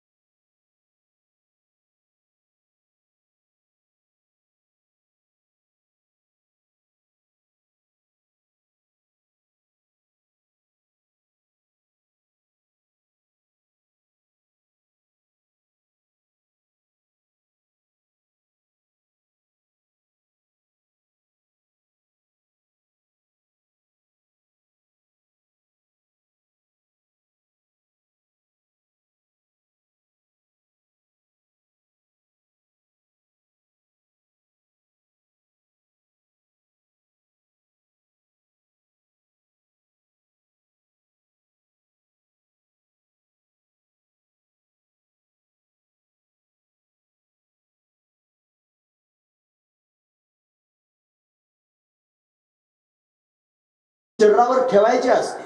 म्हणून हे शरीर भगवंताच्या भक्तीकरिता आपल्याला द्यायचंय. म्हणून आपण भगवंताच्या समोर जर नेलं तर भगवान त्याचा असा स्वीकार करणार नाहीत. मग काय केलं पाहिजे? आपण तुलसीच्या माध्यमातून गेलं पाहिजे. ती तुळस जर आपण घेतली, आपल्या शरीरावर ठेवली आणि ठेवून भगवंताकडे गेलं की मग मात्र देव लगेच स्वीकार करतो, मागच्या कशाचाच विचार करीत नाही. एवढं सामर्थ्य तीच आहे. म्हणून अशी असणारी ती तुलसी, आणि त्या तुलसीचा असताना भगवंतावर विवाह केला जातो, तुलसी विवाह. म्हणून त्याने त्याच्या तिथी आपण पाहतो. आणि मग त्याने हाच तो कालावधी अशा पद्धतीचा आहे. असे बरेच त्यांनी प्रसंग मला तुमच्या समोर सांगता येते. हे समजणं सुद्धा गरजेचं आहे की नाही? हे आपल्या धर्मातले विशेष असणारे मुद्दे आहेत आणि हे उलगडून सगळ्यांच्या समोर सांगणं सुद्धा गरजेचंच आहे. याचा सुद्धा कधीतरी उलगडा झाला पाहिजे की नाही, सर्वांना कळालं पाहिजे. म्हणून संक्षिप्त रूपाने होईना पण ते सांगण्याचा निश्चित त्यांनी छोटासा प्रयत्न या ठिकाणी आपण केला. म्हणून त्यांनी हरिहर हे दोघे इथे भेटतात. हा विशेष प्रसंग. या सगळ्या गोष्टींमध्ये त्यांनी विशेषत्व कोणत्या प्रसंगाला द्यावं असं जर तुम्ही मला विचारलं तर मला वाटतं ही हरिहराची भेट आहे. हे हरिहराचं ऐक्य त्यांनी सांगायचे. ते फार मधुर आहे, फार गोड आहे. त्याच्यामध्ये काही विशेष असणारं तत्व उलगडून सांगण्यासारखं. कसं काय त्यांनी सांगण्यासारखं आहे? अहो, हे संपूर्ण दिसणारं जे विश्व आहे, या संपूर्ण विश्वामध्ये याला प्रगट करणारी एक शक्ती आहे, चैतन्य शक्ती. तो चैतन्य स्वरूप असणारा परमात्मा आहे, त्याला शिव म्हणतात. जो सदाशिव आहे, जो महादेव आहे, तोच शिव परमात्मा प्रत्यक्ष त्याने प्रगट झाला सगुण साकार रूपाने. त्यानं त्यांनी महाराज स्वतःच्याच आनंदाकरिता एक आनंदवन नावाचं ठिकाण तयार केलं. त्याला काशी म्हणतो आपण, आता वाराणसी म्हणतो, काशी म्हणतो. तिथंच त्यांनी आपल्या डाव्या अंगापासून म्हणजे त्याच्या अर्ध्या अंगापासून त्यांनी भगवती पार्वती प्रगट झाली. त्याच्या डाव्या अंगाच्या 6व्या अंशापासून नारायण प्रगट झाला. आणि तो प्रगट झाल्यावर त्याने विचारलं, मी काय काम करू, मी कोण आहे, सगळ्यात आधी मला सांगा. मग म्हणे, तू विष्णू आहेस. म्हणजे सगळ्या ठिकाणी जो व्यापक आहे त्याला म्हणायचं विष्णू. कणाकणात जो भरलेला विश्व प्रविष्यती, जो सगळ्या ठिकाणी प्रवेश करून राहतो, त्याचं नाव आहे विष्णू. मग तू सगळ्या कणामध्ये व्याप्त असणारा जो एक विशेष असणारा तत्वभाग आहे, तोच तुझ्या रूपानं प्रत्यक्ष प्रगट आहे. तू विष्णू आहेस. मी काय करू? म्हणे, तू आता तपश्चर्या कर. त्याला तपश्चर्या गेली. त्याच्या अंगातून घाम त्याने बाहेर पडला. त्या घामाचा समुद्र तयार झाला, क्षीरसमुद्र. या क्षीरसमुद्रामध्ये त्याने बसून त्यानं तपश्चर्या केलेली आहे. मग आता काय करायचं? अजून तपश्चर्या सुरूच ठेवली पाहिजे. स्वतःच्याच अंशापासून त्यानं शेष प्रगट केला. तो शेषावर पहुडला आणि मग त्यांनी महाराज पुन्हा तिथं त्यांनी आत्मचिंतन करतोय. त्या चिंतनातून त्यांनी महाराज पुढे सृष्टी झाली. त्याच्या नाभीतून कमळ प्रगट झालं, त्याच्यातून ब्रह्मदेवाचं प्राकट्य झालं. हे सगळंचे सगळं पुढे त्यांनी पाहायला मिळालं. आणि मग त्यांनी तो जो महादेव आहे तो काशी क्षेत्रामध्ये वास्तव्य करू लागला. तो काशीत त्यांनी राहतोय महादेव. तो त्यांनी सृष्टीला कारणीभूत आहे. काय करतोय हे सगळं त्यांनी कसं काय निर्माण करतोय? त्याचं एकच कारण सांगितलं, त्याचं नाव आहे भजन. तो त्यांनी सदैव भजन करतोय. कशाचं भजन करतोय? त्याला काय, जो सर्वांचा देव आहे, महादेव आहे, त्याला भजन करायची आवश्यकता काय? भजन ही शक्ती आहे. महत्वाचा विचार. तुका म्हणे येथे भजन प्रमाण, भजनच प्रमाण आहे, दुसरं काही प्रमाण नाही. ते भगवंताचं भजन त्यांनी करत राहावं. कारण कशाचं भजन करायचं? भजन करत असताना भगवंताच्या नामाचं चिंतन, भगवंताच्या नामाचं भजन करावं. त्याचं नाम त्यांनी भजनाच्या माध्यमातून गावं. ते नामच सर्वांचं सार आहे. सगळं संपलं की लोक म्हणतात ते सत्य आहे, राम नाम सत्य. तुमच्याकडे म्हणतात की नाही मला माहित नाही, पण आमच्याकडे म्हणतात. लोक उचल लगेच आरोळी ठोकतात, राम नाम सत्य आहे. म्हणजे हे सारं ती जाणारच आहे, जाळून टाकायचं आहे. आता याच्यात सत्य जर काय असेल तर फक्त रामाचं नाम आहे. मग त्या राम नामाचं सदैव केलं पाहिजे. त्याचं नाव आहे भजन. मग ते भजन जर आपण त्यांनी करत राहिलो तर आपण त्यांनी व्यापक स्वरूपाला प्राप्त होईल, तेवढंच महत्वाचं आहे. मग त्या महादेवाजवळ हे संपूर्ण करण्याकरिता जर विशेष शक्ती कशानं प्राप्त झाली असेल तर ती प्राप्त झाली भजनानं. म्हणून त्यांनी तो महादेव सदैव त्यांनी भजन करतोय. पण कोणाचं भजन करतोय? म्हणजे त्याचा इष्टदेव असणारा जो राम आहे त्या रामाचं भजन करतोय. अखंड त्यांनी रामाचं भजन करतोय. रामाच्या भजनामध्ये तल्लीन आहे. आता ती सगळी कथा सांगण्यामध्ये मला वेळ घालवायचा नाही. वाल्मिकानं रामायण तयार केलं की नाही? रामायणाची रचना केली शतकोटी. आणि ती रचना केल्यानंतर पुन्हा त्यांनी त्रैलोक्याला ते श्लोक वाटायचं ठरलं. मग कोणाकोणाला द्यायचे? मग देव आहेत, दानव आहेत, मानव आहेत, या तिघांना पण द्यायची की नाही? मग त्या सगळ्या श्लोकांची विभागणी करायला सुरुवात केली. आणि विभागणी ते गणित फार मोठं आहे, लांबचं काय मी वाचलेलं आहे, बऱ्याच वेळेला सांगितलेलं आहे. पण त्याची विभागणी करत करत फक्त 2च अक्षर शिल्लक राहिले. एक आहे रा आणि दुसरा आहे म. म्हणून सगळे सर्वांना देऊन टाकलं, फक्त राम नाम शिल्लक राहिलं. आणि ते भगवान शंकरानं स्वीकारलं. आणि अखंड त्यांनी महाराज भगवान शंकर त्या राम नामाचा जप करीत राहिले. त्याच्यात त्यांनी विनोदानं गोस्वामीजींनी सांगितलं, ते म्हणतात बाकीच्या सगळ्या लोकांना ताक वाटून दिलं आणि त्याच्यामध्ये असणारं सार रूप असणारं राम नाम रूपी लोणी भगवान शंकरानं आपल्याकडे ठेवलं, जे कंठात धारण केलं महाराज. म्हणून हलाहल विष भगवान शंकरानं पिलं असं आपण ऐकतो. कशाच्या बळावर पिलं असेल तर राम नामाच्या बळावर पिलं. राम नाम कंठात धारण केलेलं आहे म्हणून तर शीतलता प्राप्त झाली. हे राम नामाचं बळ आहे.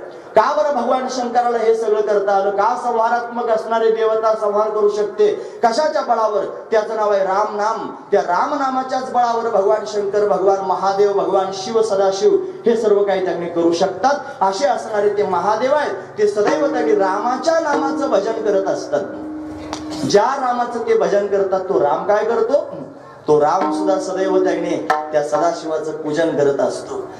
पण अशा पद्धतीने हे चित्र जनाबाईंच्या डोळ्यासमोर प्रत्यक्ष पाहायला मिळालं. त्यांनी पाहिलं की त्याने सर्वत्र त्यांनी गच्च भरलेला जो शिव आहे तो त्यांनी भजन करतोय ज्या रामाचं, आणि तो राम सुद्धा पूजन करतोय त्या शिवाचं. आणि हे दिव्य असणारं चित्र फक्त मला पाहायला मिळालंय. हे फक्त मी पाहून कसं चालेल? सगळ्यांना दाखवलं पाहिजे. म्हणून सगळ्यांना दाखवण्याकरिता जनाबाईंनी अभंगाचीच रचना केली आणि अभंगाची रचना करून पहिल्याच चरणात हे तत्व सांगून टाकलं. भजन करी महादेवा, भजन करी महादेवा, भजन करी महादेवा, भजन करी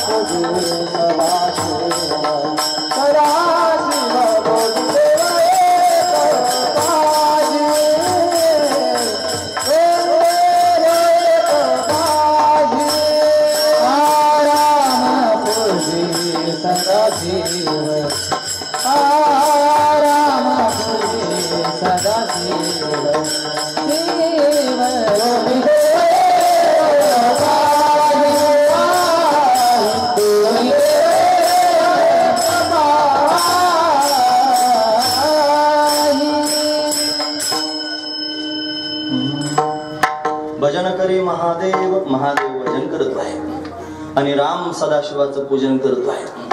पाहायला मोठं विशेष वाटतंय बघा. दोघे देव आहेत आणि एकमेकाचं त्यांनी पूजन करतायत. मग दोघे जर स्वतःला वंदनीय, ते जर एकमेकाला वंदनीय समजतायत, मग यातलं श्रेष्ठ कोण आणि कनिष्ठ कोण? विचार करण्यासारखी गोष्ट आहे. त्यात श्रेष्ठ आणि कनिष्ठ नाहीत, ते दोघे एकच आहे. हरिहरा भेद नाही. हरी आणि हरामध्ये कोणत्याही प्रकारचा भेद नाही. नका करू वाद घालायची आवश्यकता नाही. हरी आणि हरामध्ये भेद नाही. मग भेद नसताना भजन करतायत आणि भेद नसताना पूजन करतायत. हे भजन आणि पूजन दोन गोष्टी आहेत. एक भजन करतोय आणि दुसरा पूजन करतोय. कशाकरिता? स्वरूपाचा आनंद उपभोगण्याकरिता. महत्वाचा विषय लक्षपूर्वक आहे का? कारण स्वरूपाचा बोध हा जोपर्यंत जीवनामध्ये प्राप्त होत नाही तोपर्यंत जीवनाचा आनंद सुद्धा प्राप्त व्हायचा नाही. भजनातून आनंद होईल. आपण सगळेजण भजन करतो आहोत. या भजनामध्ये हे पोरं फार सुंदर त्यांनी गाऊ लागले, फार गोड त्यांनी तुमच्या कानाला वाटलं की तेवढ्या पुरता तुम्हाला आनंद येईल भजनात. पण यालाच फक्त आनंद म्हणतात असं नाही. हा त्यांनी आता येईल आणि थोड्या वेळाने तुम्ही घरी गेले की विसरून जा. पण खरा भजनातला जो आनंद आहे तो चिरकाळ टिकणारा आनंद आहे. म्हणून ते भजन त्यांनी केव्हा केलं पाहिजे, कसं केलं पाहिजे, कोणत्या रीतीनं केलं पाहिजे, ते स्वरूपाला जाणून केलं पाहिजे. ते जाणल्यानंतर केलं जाणारं भजन आहे. तिथं फक्त एक नामच शिल्लक राहतं, बाकीचं काही शिल्लक राहत नाही. ते जाणलं पाहिजे. ते नामाच्याच माध्यमातून जाणलं पाहिजे. ज्या नामाचं भजन करायचं ते नामच बोध प्राप्त करून दे. कसं काय माहिती आहे का? दोन प्रकारानं मुक्ती सांगितली. एक आहे सद्यमुक्ती आणि दुसरी आहे क्रममुक्ती. सद्यमुक्ती होत असते ज्ञानानं आणि क्रममुक्ती होत असते नामानं. पहिला दिवस आहे की नाम सांगितलं. आरंभी आवडी आदरी आले नाम. आदरानं त्यांनी नाम घेत जावं. म्हणून नामाचं महत्व त्यांनी सांगितलं पाहिजे. भजन करतात कशाचं? भगवंताच्या नामाचं. हे नाम त्यांनी महत्वाचं आहे. यानं क्रममुक्ती सांगितली. कशी काय? नामचिंतन केल्यानं अंतकरण शुद्ध होतं, स्थिर होतं, पवित्र होतं, निर्मळ होतं. ते ज्ञानाचा अधिकारी होतं, ते सर्वात्मक असणारे ईश्वराला कळतं आणि तो ईश्वर त्यांनी महाराज त्याच्यावर कृपा करण्याकरिता गुरु रूपानं प्रगट होतो आणि प्रगट झाल्यानंतर तोच त्यांनी त्याला तत्वबोध प्राप्त करून देतो आणि या बोधानं त्यांनी महाराज त्याला मोक्ष स्वरूपाची प्राप्ती होते. म्हणजे शृंखला आहे, नाम चिंतन केलंच पाहिजे, सगळ्यांनी नामाचा आधार घेतला पाहिजे. आणि कलियुग तर त्यांनी नामावर अवलंबून आहे. कलियुग केवळ नाम आधारा, सुमिर सुमिर नर उतर हे पारा. गोस्वामीजी वर्णन करून सांगते हे कलियुग फक्त नामाच्याच आधारावर टिकून आहे. या कलियुगामध्ये फक्त नामसंकीर्तनच महत्वाचं आहे. कलियुगा माझे करावे कीर्तन आणि तेने नारायण देव भेटी, म्हणून नामसंकीर्तन महत्वाचं आहे. ते नाम अद्वैत बोधाला प्राप्त करून देतं आणि अद्वैत बोधाला ज्या वेळेला जीव हा प्राप्त होतो त्यावेळेला त्याच्यामध्ये तो आणि मी या दोन गोष्टी राहतच नाही. जो त्यांनी नामाच्या प्रभावानं प्राप्त झालेला श्री गुरु रूपी परमात्मा आहे तो परमात्मा त्यांनी सांगतो तत्त्वम असी. तो म्हणतो ते ब्रह्म तू आहेस, तत्वमसी. महावाक्य वेदामध्ये दोन प्रकारची वाक्य असतात. एक आहे त्यांनी महावाक्य, दुसरं आहे अवांतर वाक्य. त्याला केवल वाक्य म्हणतात. बरं, केवल वाक्यात दोन प्रकार आहेत. महावाक्य त्याला म्हणावं ज्याच्यामध्ये अद्वैत बोध सांगितला आणि त्यांनी अवांतर वाक्य त्याला म्हणावं ज्याच्यामध्ये फक्त जीवस्वरूपाचं किंवा ईश्वर स्वरूपाचं वर्णन करून सांगितलं जातं. हे अवांतर वाक्य आहे. महावाक्यानं दोघांचं ऐक्य सांगितलं जातं. आता आपण इथे बसलेलो आहोत, आपल्याला देव कळतो की नाही, आपण देव देव म्हणतो की नाही, पण बसलेल्या लोकांना जर विचारलं का देव कुठे राहतो, कोणी म्हणेल वैकुंठात राहतो, कोणी म्हणेल कैलासात राहतो, कोणी म्हणेल साकेत धामात राहतो, कोणी म्हणेल गोलोक धामात राहतो, कोणी म्हणेल आमच्या ठिकाणावर राहतो. देव तिथे राहतो. तुम्ही कुठे राहता, आम्ही आमच्या घरी राहतो. म्हणजे देव आणि मी आम्ही दोघे जण भिन्न आहोत असं प्रत्येकाच्याच पोटात भरलेलं आहे. म्हणजे ज्या वेळेला संतांचा संघ होईल आणि त्या संत संगतीमध्ये त्यांनी ते आपल्याला सांगतील की वेड्या, अरे ज्याला देव देव म्हणून सगळ्या जगात तू फिरतोयस तो देव तूच आहेस, तर त्वम अशी. देवाचे बरे देवाचे बरे तुका म्हणे खरे, तुका म्हणे खरे तुम्ही, तुका म्हणे खरे तुम्ही. देवाचे बरे देवाचे बरे तुका म्हणे खरे तुम्ही, तुका म्हणे खरे तुम्ही, तुका म्हणे खरे तुम्ही.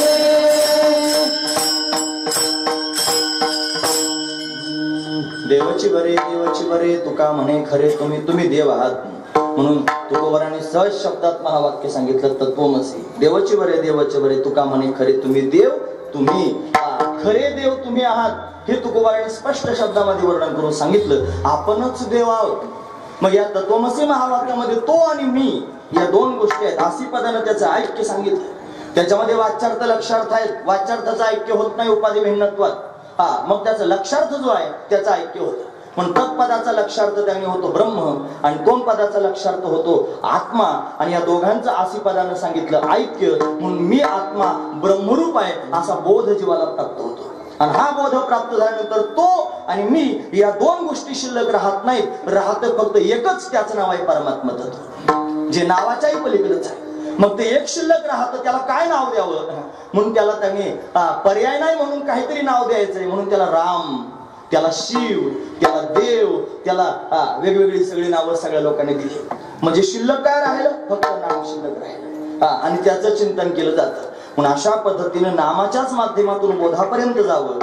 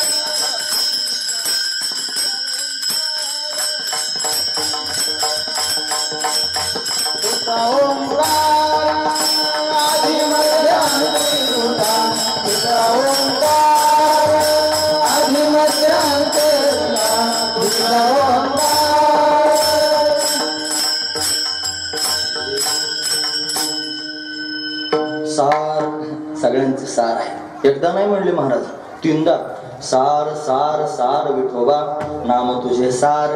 म्हणून निशूळ पाणी, शूळ म्हणजे त्रिशूळ, पाणी म्हणजे हात. ज्यानं हातात त्रिशूळ धारण केलेलं आहे असा देव शूळ पाणी जपत असे वारंवार. सदैव त्यांनी शूळ पाणी नाम महादेव तुझं सार असणारं नाम त्यांनी जपतात. तोच निजबीज स्वरूप असणारा ओंकार आहे जो आदी मध्य आणि अंतामध्ये एकरूप आहे. हेच भगवंताचं निज नाम आहे.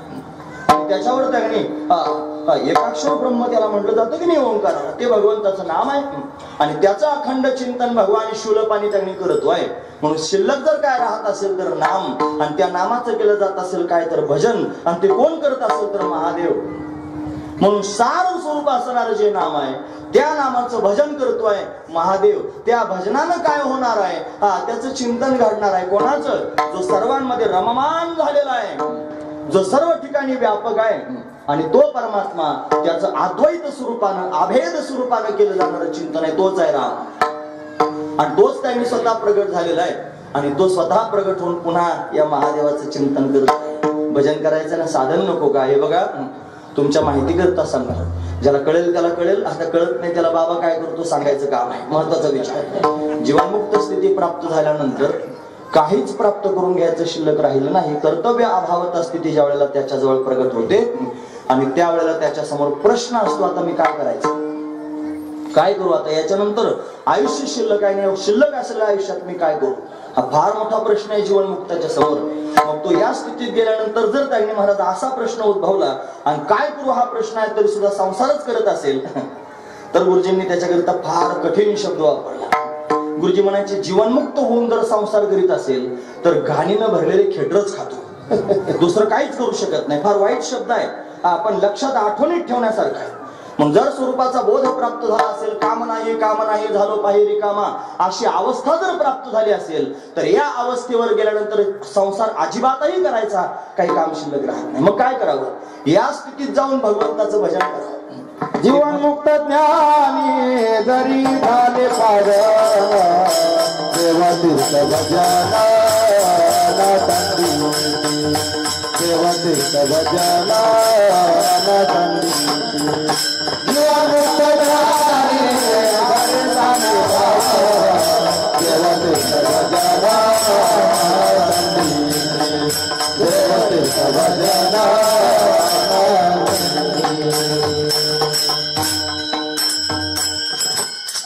जीवनमुक्त झाले, ज्ञानी झाले, दिव्य झाले, पावन झाले तरी भजन मात्र सोडित नाहीत. ते भजन जीवनमुक्तीचा विलक्षण आनंद देणार आहे. म्हणजे जीवनमुक्त स्थिती प्राप्त व्हावी आणि ती प्राप्त झाल्यानंतर सुद्धा भजन करावं. हे भजन त्यांनी विलक्षण आनंद प्राप्त करतं. भगवान महादेव भजन का करतायत? विलक्षण आनंदाच्या प्राप्ती करता करतायत, रामाचं भजन करतायत. मग राम काय करतो म्हणे? त्यांचं पूजन करतो. रामपूजी सदाशिव का बरोबर त्याचं पूजन करत असेल त्याचं कारण सांगतो. माऊलींनी सांगितलं, भगवान म्हणतो, यावरीही पार्था जो माझ्या भजनी असता, तया ते मी माथा मुकुट करी. यावरीही पार्था, यावरी म्हणजे काय? अहो, एवढी दिव्य अवस्था प्राप्त झालेली असून सुद्धा हे अर्जुना, जो माझं भजन करतो, तया ते मी माथा मुकुट करी, मी त्याला मस्तकावर धारण करून मुकुट करतो नव्हे, फक्त पूजा करून थांबत नाही, त्याला डोक्यावरच घेऊन नाचायला सुरुवात करतो. पांडुरंगाची वारी करण्याकरिता आपण सारे वारकरी आहोत की नाही? वारी करतो. अशी त्यांनी आदि वारकरी आहेत. आदिनाथ भगवान शंकर वारीला येतात. त्रिशूळ डमरू घेऊन आला गिरजेचा कांत, असं आपण म्हणतो की नाही? म्हणून गिरजेचा कांत त्यांनी गिरजेसहित आला वारीला. सहपरिवार, सहकुटुंब, सहपरिवार वारी करतात. आल्यानंतर फार आनंद भगवंताला झाला आणि मग तो त्यांनी भगवंताला पाहून महादेव प्रसन्न होऊन त्याची पूजा सेवा करू लागला. यानं विटेवरूनच उडी मारली. आता काय करू? फार प्रिय असणारा भक्त आहे. यावरही हे सगळं त्यांनी प्राप्त झालेलं असताना सुद्धा भजन त्यांनी करतोय. आता मी काय करू? काही सुचेच ना. धरला असंच महादेवाला उचललं असंच डोक्यावर येत. आजही डोक्यावर आहे. पांडुरंगाच्या मस्तकावर महादेवाची पिंड आहे. तुम्ही आता आपल्याला दाखवत सगळेजण, पण आपल्याकडे पांडुरंगाचं मंदिर आहे, तुम्ही बघा, ती तयार केलीच जाते. त्याच्या मस्तकावर त्यानं भगवान शंकराला डोक्यावर त्यांनी धारण केलं. का बरं? हा प्रिय वाटतो म्हणून. त्याच्यातून आपण काय घ्यायचं? तो त्याची पूजा करतो असं आपण घ्यायचं. राम जो त्यांनी भगवंताची पूजा करतो आहे आणि महादेव त्याचं भजन करतोय, दोघे एकच आहेत. त्यांच्या ऐक्यामध्ये कोणत्याही प्रकारचा भेद नाही, हे लक्षात घेण्यासारखं आहे. म्हणून लोक उगीच हरी आणि हर म्हणून वाद घालतात. एकाचा गंध उभा लावतात, दुसऱ्याचा आडवा लावतात. आता संप्रदायात गंधावरूनच भांडण आहेत. हा महत्वाचा विचार आहे. हे भांडणं मिटवण्याकरिता गुरुजी म्हणायचे. गुरुजी म्हणजे वैकुंठवासी रंगनाथ महाराज परभणी. ते म्हणायचे ओरिजिनल परमार्थ बाजूलाच राहिला, ते गंधातच अडकले. साऱ्या अंगाला गंध म्हणे, चट्ट्या पट्ट्याचा वाघ, सगळीकडून गंध, साऱ्या अंगाला गंधाचा थापता. गंधातच त्याने याने असाच गंध लावला, त्यानं असाच गंध लावला. अरे गंध कसा लावला हे महत्वाचं नाही, त्याच्या अंतर्गणात परमार्थाचा गंध किती उतरला हे जास्त महत्वाचं. नाही तर जन्मभरही गंध लावला, फार चांगला आखीव रेखीव कोरून कोरून गंध लावला, आणि पोटातला द्वेष गेला नाही, पोटातला मत्सर गेला नाही, पोटातले काम क्रोधादी विकार गेले नाही. काय करतात त्याच्या त्या सौंदर्याला, त्याच्या त्या गंधाला? मला पाहन पान फुलवा अशी अवस्था. काय त्याचं खरं तुम्ही सांगा मला, महत्वाचा विचार मी तुमच्या समोर सांगतो. म्हणून हे लक्षात घेण्यासारखंच आहे. म्हणून परमार्थ गंधावर अवलंबून नाही, परमार्थ आचरणावर अवलंबून. नजर जर खरकटी असेल, नजरेत जर त्याने अजून दोष असतील, जर चांगलं कोणाकडे पाहतच नसू, दुसऱ्याचं चांगलं झाल्यानं जीव जळून जळून कासावीस होत असेल, दुसऱ्याचं चांगलं झाल्यानं जीव कासावीस होत असेल, दुसऱ्याचं वाईट झाल्यानं घरी जाऊन दिवाळी करू का काय असं वाटत असेल, आणि त्याचा सारा गंध पाहून काय करतात त्या गंधाला? अहो देव काय, कोणीच प्रसन्न व्हायचं नाही.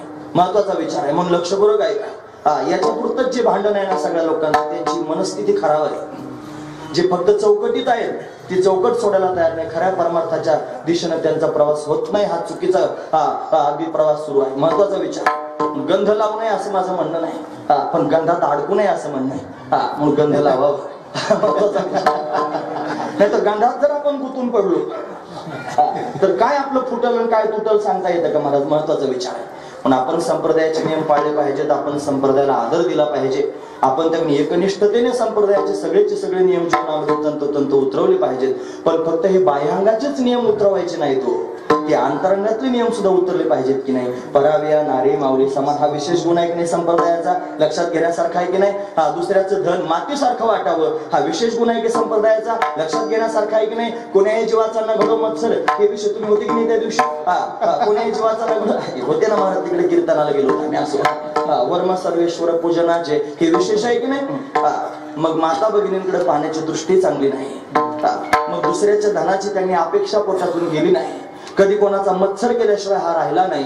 मग फक्त गंधाच्या चौकटीत राहून काय परमार्थ सिद्ध झाला का?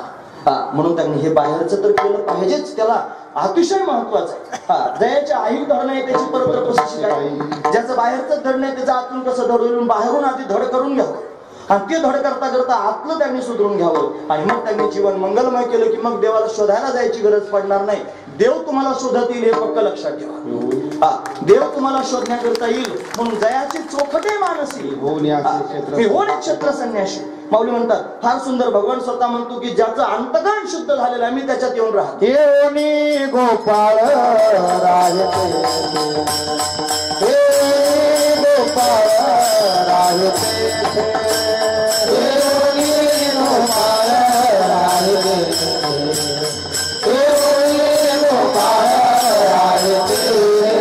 कामने चित्त करारे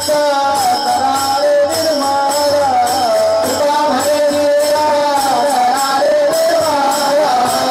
कामने चित्त करारे निर्माण, कामने चित्त करारे निर्माण.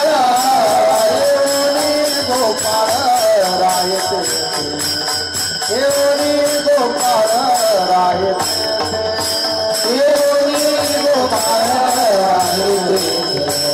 येऊनी गोपाळ राहते.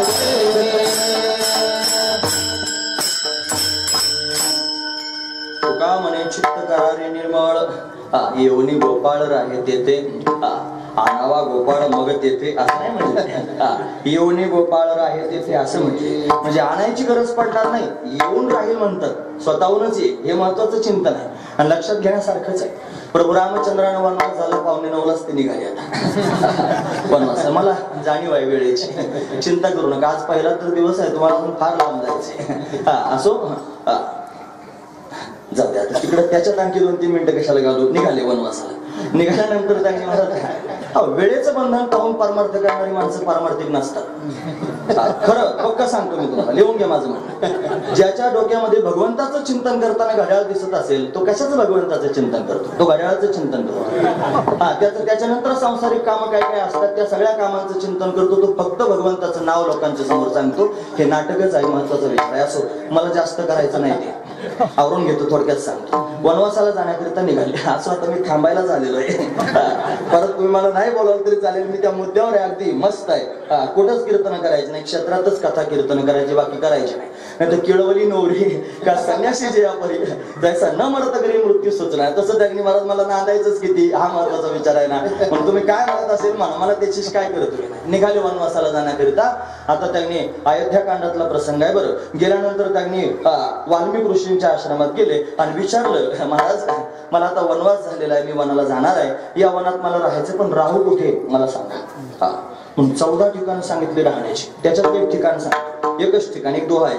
काम क्रोध मद मानन मोहा लोभन क्षोभन रागन द्रोहा जिनके कपट दंभ नाही माया उनके हृदय व सहुर घुराया. बरं सांगू, 12 साधन आहेत, 12 लक्षणं सांगितली. काम क्रोध मद मानन मोहा लोभन क्षोभन रागन द्रोहा जिनके कपट दंभ नाही माया उनके हृदय व सहुर घुराया. ज्याच्या अंतकरणात काम नाही, क्रोध नाही, लोभ नाही, मोह नाही, क्षोभ म्हणजे क्षोभ नाही, या सगळ्या गोष्टी ज्याच्या अंतकरणात, जिनके हृदय कपट दंभ नाही माया, जो कपट करीत नाही, जो दांभिक नाही, जो मायावी नाही, उनके हृदय बसहुर घुराया. पण राम हृदयात येऊन राहावा असं जर वाटत असेल तर हे पाठ करा. मी पाठ केले. काम क्रोध मद मानन मोहा लोभन क्षोभन रागन द्रोहा जिनके कपट दंभ नाही माया उनके हृदय बसहुर घुराया. बोलीला वाल्मिक तैसेची करीन. राम म्हणतो की नाही, जसं वाल्मिकानं सांगितलं तसं करीन. मग वाल्मिकानंच सांगितलं कुठं राहायचं. ज्यांच्या अंतकरणात अशी अवस्था आहे तिथं जाऊन राहा. म्हणून देव तिथं सापडतो. तया स्वांतकरण जिता सकल कामोपशांता परमात्मा परवता दुरी नाही. देव त्याच्यापासून दूर नाही, त्याच्या हृदयातच वास्तव्य करतो. जीव परमात्मा दोन्ही बैसोनी ऐक्या सनी जयाचे हृदय भुवनी विराजती. अशा अनेक ओव्या आपल्याला पाहायला मिळतील. मौली ज्ञानोबराय फार सुंदर रूपाने त्याचं वर्णन करून सांगतात. म्हणून जो चोखट झालेला आहे तिथं आपोआपच राम येऊन राहतो. नव्हे फक्त राहतो नाही, पूजा करतो. म्हणून राम पूजे सदाशिव, म्हणून त्यांनी महादेव असे झालेले आहेत आणि म्हणून राम त्यांचं पूजन करतो. हे महत्वाचं चिंतन आहे. जरी दोघे दोन दिसत असले तरी अद्वैत बोधाच्या माध्यमातून मात्र दोघे जणी एकच आहेत. त्या दोन देवांमध्ये कोणत्या प्रकारचा भेद नाही. त्यांच्यात दुजेपणा पाहायचं काही काम नाही. दुसऱ्या चरणात त्याचं वर्णन दोघे देव एकता, दोघे देव एकता, दोघे देव एकता, दोघे देव एकता, दोघे देव एकता, दोघे देव एकता, दोघे देव एकता, दोघे देव एकता.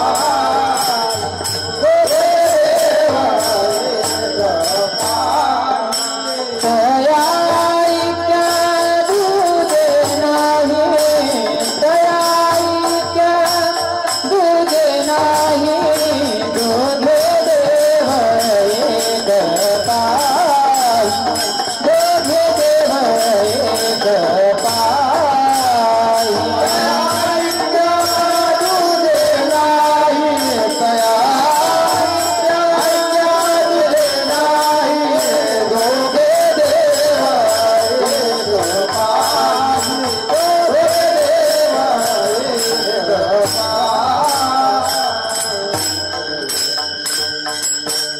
दोन्ही देव एकच आहेत. त्यांचं जे ऐक्य आहे त्याच्यात दुजेपणा अजिबात नाही. तया ऐक्य दुजे नाही, तया ऐक्य आहे आणि दुजे नाही असं लावून घ्यायचं. म्हणजे त्यांच्यात दुजेपणा नाही. पण हरिहरा भेद नाही, हे लक्षात घेण्यासारखंच आहे. म्हणून दोघे एकमेकाचं भजन सेवा करतायत. एकमेकाची सेवा करण्याकरिता प्रगट होत आहेत. भगवान शंकर आहेत ना, त्यांच्या सेवेत असणारा जो नंदी आहे ना, तो नंदी त्यांनी महाराज भगवान विष्णू स्वतःच नंदी झालेले आहे. हे महत्वाचं चिंतन आहे.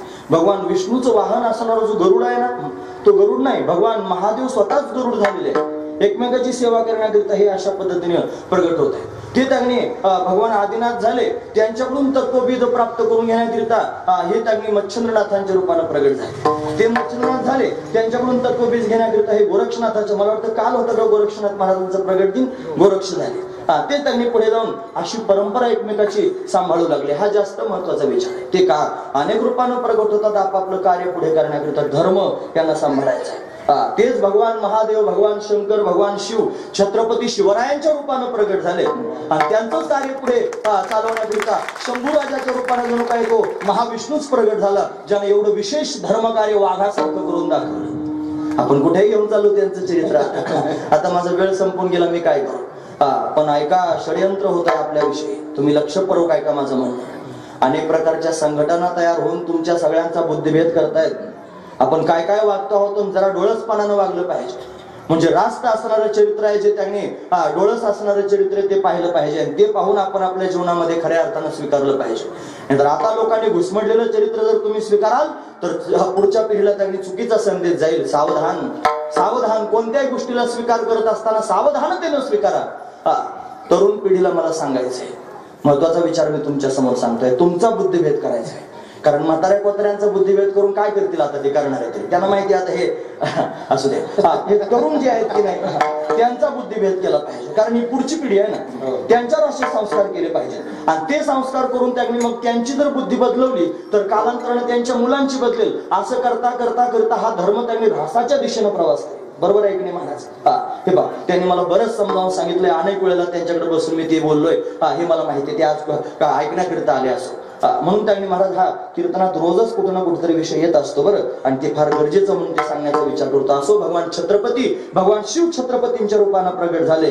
त्यांचंच काम पुढे करण्याकरिता जणू काय विष्णू शंभूराजाच्या रूपानं प्रगट झाला. हे सामान्य नाही, हे एकमेकाचं काम करण्याकरिता येतात. दोन्ही एकच आहेत, पण अशा पद्धतीने आपलं कार्य त्यांनी पुढे चालवतायत. हा त्यातला भावच आहे महाराज, लक्षात घेण्यासारखाच आहे. पण शिवामध्ये आणि रामामध्ये कोणत्याही प्रकारचा भेद नाही, पण त्यांनी संपूर्ण विश्व निर्माण करण्याकरिता, खेळण्याकरिता हे संपूर्ण निर्माण केलं. क्षराला सागर गंगा ओघी मिळे, आपणची खेळे आपणाशी. तसं त्यांनी हरिहरात्मक असणारे हे संपूर्ण विश्व आहे. एकानं त्यांनी अशा पद्धतीने संपूर्ण सृष्टीचं निर्माण करावं ब्रह्मदेवाच्या रूपात, एकानं पालन करावं, एकानं संहार करावा, आणि हे सगळं करत असताना त्यांना वेगवेगळे नावं प्राप्त व्हावेत. आता ती शिवपुराणातली लांबलचक कथा आहे, ती मला त्यांनी सगळी उलगडून सांगण्यासारखी वाटत नाही.